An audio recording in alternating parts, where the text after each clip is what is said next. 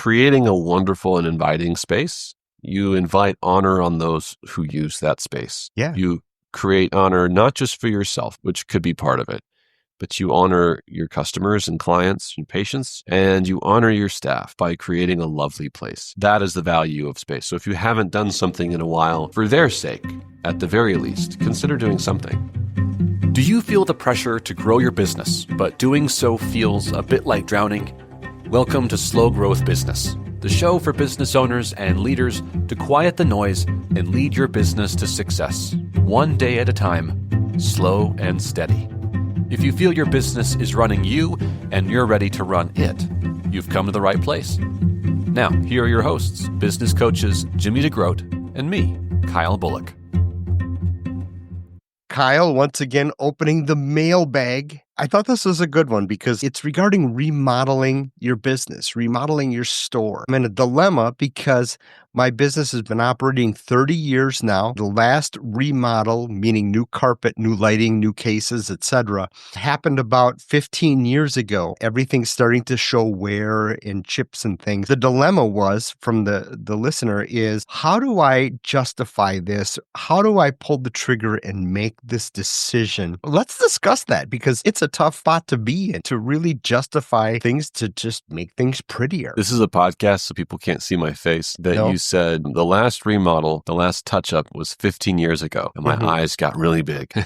I can see that store in my mind. How often we go, everything's fine. Like it looks fine, doesn't it?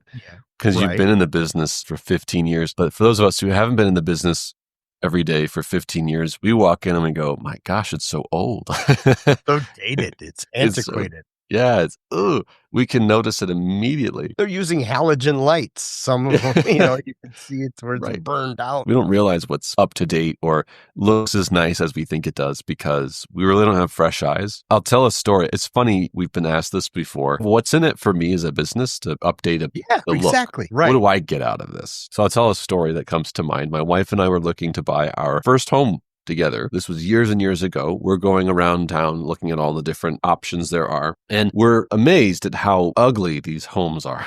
These are homes that are listed for sale. And they were like, some of them weren't even clean. There was clutter on the walls, looked outdated. Some were way out of code. Then we walked into this one home. We walk in, the realtor said, this is owned by this lovely old couple who is still in the house while we're going to go visit. So the couple was there when we're checking out their house. It was beautiful. Your home is so lovely. We really appreciate it. We want to encourage you to, as a young couple, to do is every year buy your home a gift, little present. And every year we buy our home a gift, whether it's paint on the walls, new carpet, new fixtures. Do one little thing every year to keep it up to date. That impressed upon me because I walked in from house to house to house. The one that sticks out in my mind, we didn't end up buying that house. It always stuck out to me, and that couple stuck out to me because their advice was so good. Do these little things over a period of time. Why I'm saying that now is for those companies that have gone 10 years, 15 years, 20 years, you haven't touched anything up. What you don't realize is what it's like to walk into your business for the first time with fresh eyes that you haven't seen. Not having seen this business, but knowing that it hasn't been touched for 15 years makes me think of all those homes that I walked into that the exact same thing happened. And my wife and I were, ooh, this place. I love that idea. Buying your house a gift. What I did in my situation is I invited a designer that had not been in the store. I invited them to walk in and be brutally honest with me, give me a report. That worked out really well. But that is and I bet her feedback kind of hurt a little bit. Oh, of course it does. And my wife and I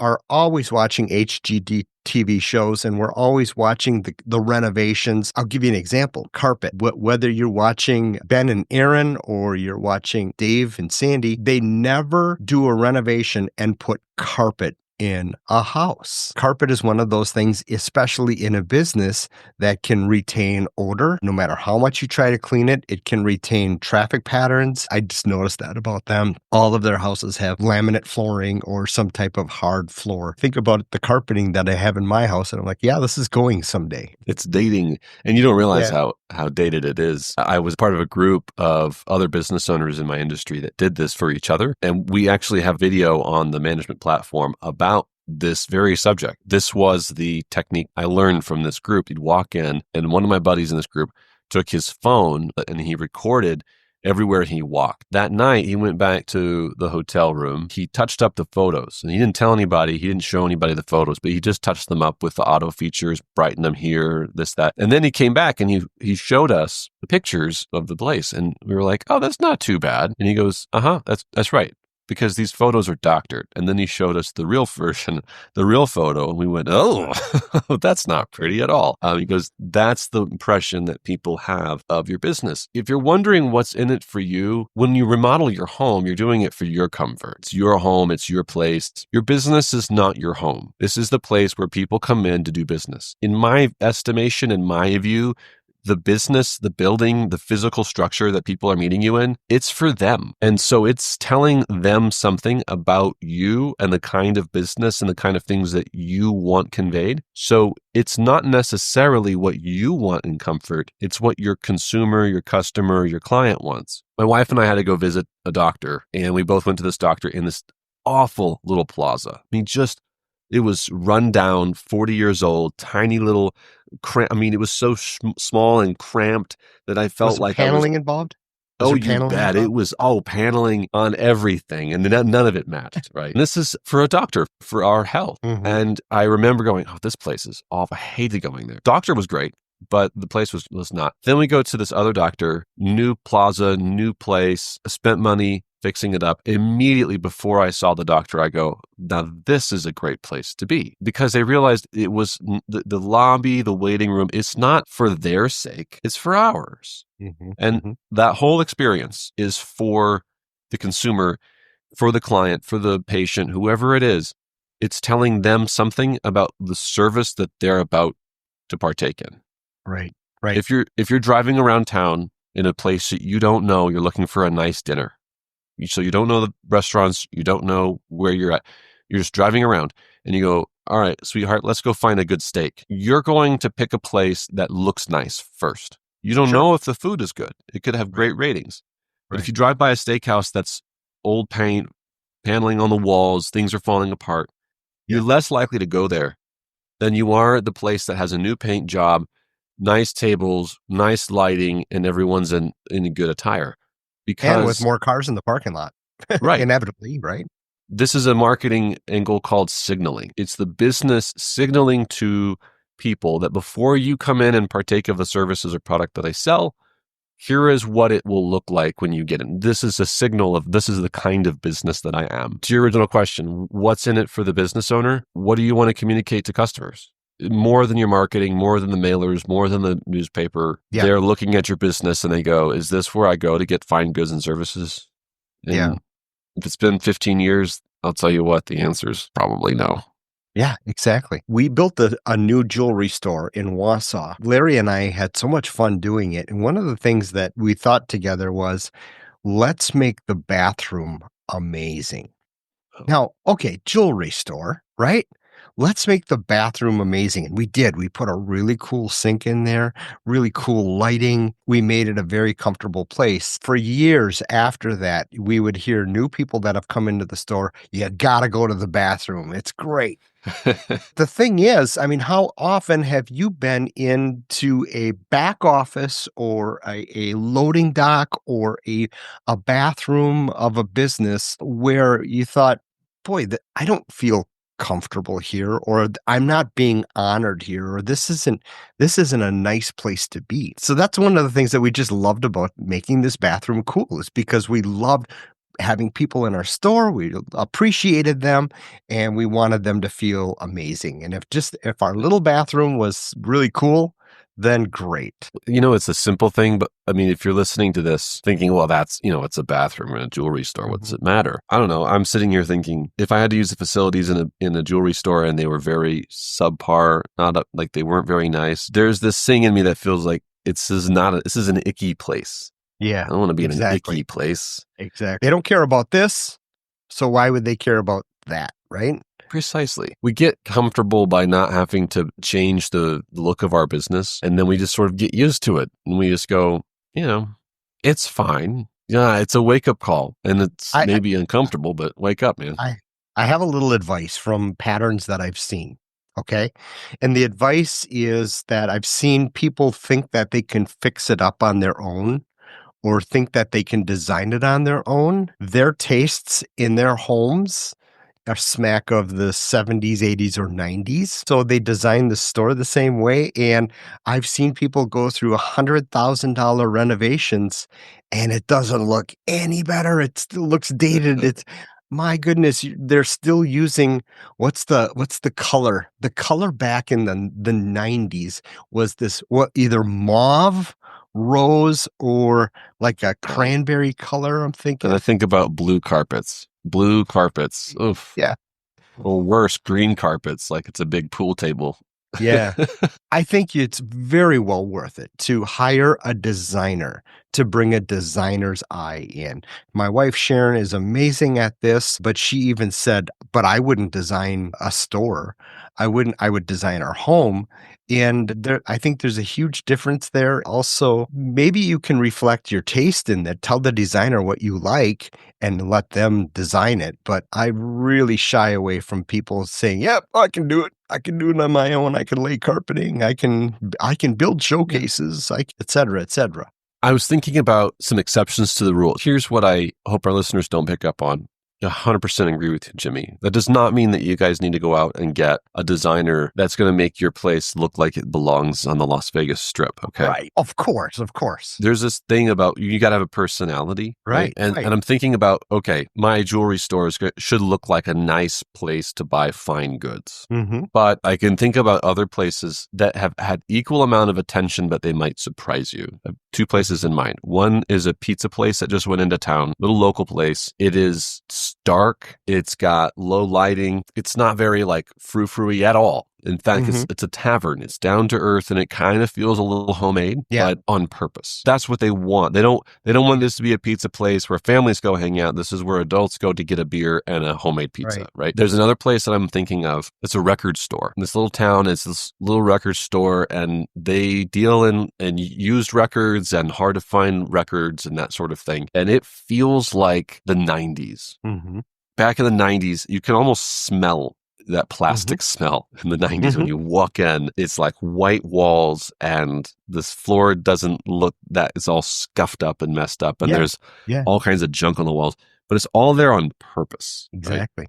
And I think that's what you're saying is like you got to get someone whose ability to match your personality, your business, but with intentionality. What happens is like over periods of time, we just don't do anything intentionally. We don't intentionally make the business look a certain way or do anything nice. And that's what makes it look stale. I mean, these places had character and I would never want my jewelry store to look that way, but they had character on purpose. You go into a Texas Roadhouse, they're eating peanuts, they're throwing them on the floor. It looks and feels like it's supposed to. So match your community, match your marketing, match your culture, have somebody else put an eye on it. I don't even care if it's just a local person that you know. Somebody else's eye other than yours is going to help a lot. And it answers a lot of questions like you and I recently did with a walk through a store where it's like, okay, why is the cash register here? Or why is when people walk into a store, they typically walk this traffic pattern. So let's put this product here, that type of thing. That's always a great thing to have an eye on too. Yeah, I hate to make this a heavy-handed sales pitch. So how about I make an offer on the fly here for those who are listening to the podcast? You kind of want this blend. If you just go out and you find somebody who does interior design, but they don't do retail, then they're going to make you a nice looking place, but it may not be a functional place in retail. Yeah, right. I've had this happen to me where hired interior designer, fantastic interior designer, knows nothing about retail. So they show me these plans and I'm like, that looks great. Wouldn't work for one iota for what I need. So there's some functional things you need, like point of sale, and you need places for people to sit, etc. Same thing with doctor's offices. Same thing for attorneys. Same thing for anybody in any industry. There is a specific psychological eye that you need to have when you're going into a renovation, and to think about that. Going back to the guy who hasn't done anything in 15 years, I can tell you that it's not a functional space at all, because 15 years ago, the functionalities we used, the technologies we used were completely different. And now we need new sets of stations and places for people to have a tactile experience. So here's my pitch. For those of you who are listening, if you just want a critical eye with a little bit of experience, there are two knuckleheads on this podcast who would happily do that. And we have done that for clients. Just to give you kind of a quick look at, all you got to do is film your location, film your store, send it into us. And Yep. we'll do a walkthrough with you. A first consultation with us for 30 minutes is free. So cash in on that and say, here's what I got to work with. Mm-hmm. What makes sense? We can steer you in some directions very easily that way. Yep. And then my DIY gene in me will want to fly to your place immediately, grab a bucket of paint and start helping because I dig that kind of stuff. Yeah. But there's something else that I mean, we're talking about how this helps for the customers and the clients and stuff. And I hope that is first and foremost in our brains. But I'm watching this recording. Again, you all can't see what I'm seeing. But Jimmy, you have a nice office behind you. It's your space, man. Like the wall. It's my set. It's actually a set, Yeah. for when I do our training stuff. Yeah, exactly. But it's pleasant to work in. Yeah. And mine, when I first started with you, it was white walls and sterile environment. And since then, the walls have changed color. There's art on the wall. There's a bit of my personality in here. And it's also my set. This is where I record videos and stuff for the platform. I will say, for me anyways, you can confirm or deny this for you, just the act of fixing the place up, it took me a weekend to really DIY it a little bit. Yeah. And a few bucks. But man, I come into this office now and it feels good for me. I feel good about it. It's my place. It's comfortable. There are some amenities now and it's updated. And so part of that's also for you as the owner. Like, yeah, you're doing this for you. It's also for your employees. They feel honored. They feel respected. They got to spend a lot of time in this building. Let's make a nice facility for them. Whether it's bathrooms, break rooms, let's give them that space. People don't feel very honored when they have to brown bag it and go sit in a corner somewhere. I just love a new space. I love what it says to me when I walk in the door. And it doesn't even have to be fancy. I like clean. I like it to smell clean. I like it to look clean. I like all light bulbs to be working and functional and pointing at what they need to be pointing at. And folks, especially if you're in some type of fashion business, be it clothing, furniture, jewelry, what have you, you got to look the part. You're in fashion. We got a great music store in town here. Really, really kind of cool old log cabin kind of build out, but it's just cool. I feel like I'm in a studio. It's all about that, the feeling that you evoke when people walk through your door. And it may start with cobwebs in the airlock, in the gateway under your awning. Are there spiders there? That's one of the things that I was always did in August, that I had to clear those spiders out. It was gross. I hated it, but I didn't want those jumping down on customers. Well, you used a word that maybe we capstone this on, is honor. I love that you used that word. That inspired me. Why fix up your place? What's the point, or what's in it for you? Notice we didn't talk about profit, which can happen. It doesn't always happen. Not directly, right. Sometimes. Not an immediate ROI. Right. But you use that word honor. I love that. Maybe that's where we want to capstone this today, is creating a wonderful and inviting space. You invite honor on those who use that space. Yeah. You create honor not just for yourself, which could be part of it, but you honor your customers and clients and patients, and you honor your staff by creating a lovely place. That is the value of space. So if you haven't done something in a while, for their sake, at the very least, consider doing something. It doesn't have to be much. Like it can, sometimes a coat of paint and a few light fixtures for a couple $1,000. Smell. Yeah, the smell. A scent machine or something. Those three things, like I'll tell you what, these are, if you want a cheap DIY fix that you will have a noticeable difference from people when they walk in. Change your paint job, which is cheap to do. Change light fixtures, something updated, an LED, which you can get discounts from your energy provider for that usually. Yep. And change the fragrance. Make it a pleasant fragrance. You do those three things, and for a very minimal dollar, I would bet you dime to a dollar, you're going to get people walking in going, this is something's lovely. They won't know what you changed at first. Right. Some might, but most won't. Right. They'll just know that there's something pleasant about it. I have to add two things that drive me nuts. And one is, if you got weeds in your parking lot, or if your parking lot looks like garbage, that's your first impression. Your first impression is not them walking through the door. Your first impression is when they get out of their car. And so if your parking lot looks great, honor them with your parking lot, honor them with umbrellas in the doorway, walk them up to the car. I want to just mention that I often talk on the sales platform about it's how you made them feel.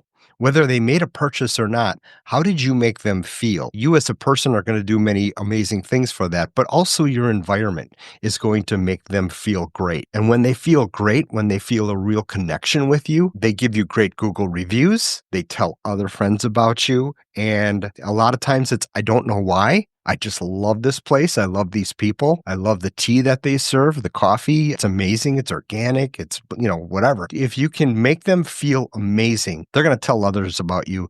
And then you know what? Oh gosh, now you're going to get your ROI. Your real ROI, your monetary ROI as well. This, I think, applies to everybody. If you're listening to this and you go, well, I rent my building, this doesn't apply to me. It absolutely applies to you. Even or especially as renters, it applies to you. It applies if you're a business owner. And I'll tell you what, I'm sitting here thinking, you're about to make a trip out to my neck of the woods in a couple of weeks, Jimmy. So I'm thinking to myself, before he gets here, I better make sure that the parking lot's got no weeds in it. And I better... check the fragrance. I just want to make sure I honor you by coming to visit my store. It's going to start at the airport, I'll tell you that. That's for sure. Right. You've got a long way to sweep for crying out loud. Well, I hope this was helpful. And for those, again, if you want some place to start and you want some great feedback from a professional perspective with all the psychology and stuff involved, reach out to us through email, Kyle at Train Retail, Jimmy at trainretail.com. Your first 30 minutes with us is free. So use it to get a reassessment of what your place looks like. We'll give you some practicals and next steps and fully help you honor the people who are in your business and through your business every day. It's a blast for us, so don't feel like you're giving us an assignment. We kind of get excited about it. We hope you leave this episode a little better than when you first began. If you'd like more resources to grow your business slow, steady, and consistently, check out our on-demand video catalog at trainretail.com. Or if you have a question or frustration we can help address in your business, write to us about it. We love to help solve big, ugly problems. So hit us up at kyle@trainretail.com or jimmy@trainretail.com. Good luck out there, and we will see you next time.